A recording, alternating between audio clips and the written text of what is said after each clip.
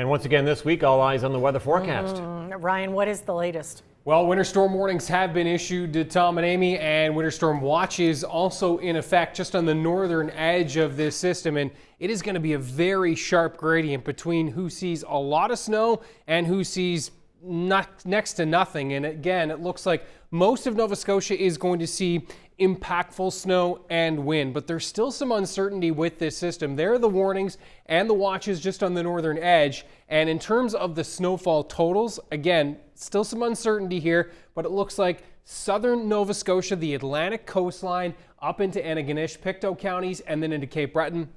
That's our best chance of being near 20 centimeters to as much as 30 centimeters of snow. And those amounts will drop off quickly as we work our way to the north, but again, impactful. And should mention as well, Cape Breton, the Northumberland shore, onshore flurries and snow squalls developing Wednesday night into Thursday will bring some additional totals, most notably to Inverness County and back into Antigonish. So this is kind of a developing system over the next few days.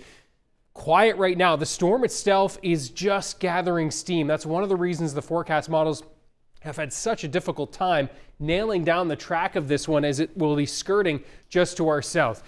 Better confidence in the arrival time of this Wednesday afternoon from west to east, arriving in the metro area just in time for the drive home, but expecting a pretty snowy and wintry commute for you folks, the South Shore, Shelburne, and Yarmouth counties as we move throughout the afternoon and into the evening. Halifax really getting into that snow and blowing snow, more so through the later stages of the commute home tomorrow.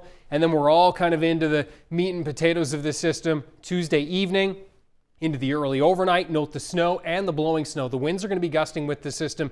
Widespread 60, 70, and yes, could even see some gusts upwards of 80 kilometers per hour along parts of the coast, most notably into Cape Breton on Wednesday morning, when it does look like we'll see definitely winter storm conditions here with snow and blowing snow.